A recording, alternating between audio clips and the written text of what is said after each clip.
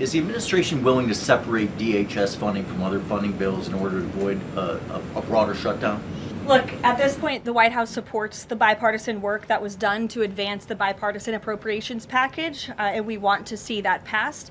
Policy discussions on immigration in Minnesota are happening. Look, the president is leading those discussions as evidenced by his correspondence with Governor Walz this morning, but that should not be at the expense of government funding for the American people, which would include, as you know, Alex, FEMA funding, and we are in the midst of the storm that took place over the weekend, and many Americans are still being impacted by that. So we absolutely do not want to see that funding lapse, and we want the Senate to move forward with passing the bipartisan appropriations package that was negotiated on a bipartisan basis.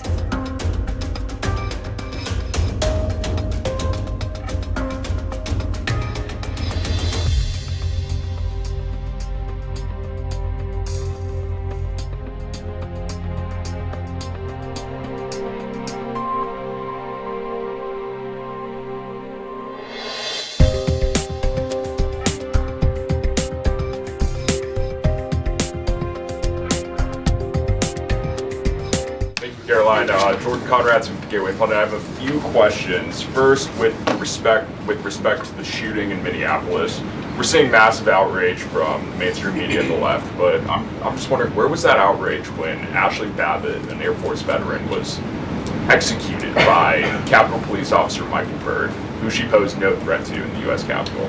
Well, you raised a very important point, which I also believe that I just raised as well in those opening remarks, in that there has no doubt been selective outrage by the liberal biased media in picking and choosing victims and highlighting their stories. And as I've said, President Trump does not want any Americans to lose their lives in the streets of America and in American communities across the country. He believes what happened on Saturday is a tragedy, but every life is equal to President Trump, and that's why the lives of Laken Riley and Jocelyn Nungray continue to matter to him and be an utmost priority to him to this very day. And it's unfortunate that we did not see the same type of sensationalist media coverage over the tragic deaths of those innocent American women and girls across the country as we are in the wake of this tragedy that took place on Saturday.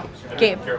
Sure, go ahead, Jordan. I want to get your response to this. The Arizona Attorney General, just days before this shooting in Minneapolis, she seemingly encouraged rioters to go out, shoot, and kill ICE agents. And I'll quote her here. She said, "If you reasonably believe your life's in danger and you're in the house or in your car or on your property, you can defend yourself with lethal force." And she said that you can't tell if ICE agents are law enforcement or imposters, and it becomes an issue of whether you reasonably believe they were law enforcement.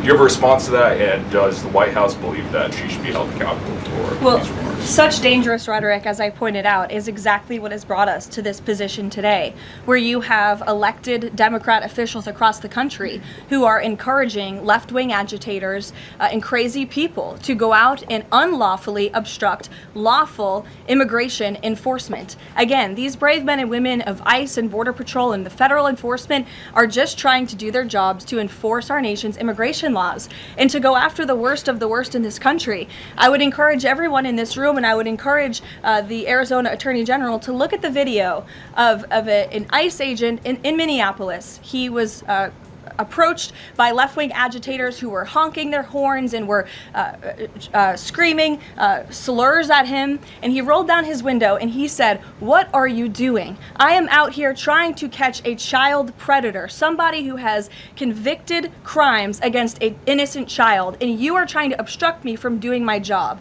This rhetoric against ICE, comparing them to Nazi Gestapo, Donald Trump's police force, is despicable, it is shameful, and it is precisely what has led to the escalation of tensions in Minneapolis and in other places across the country.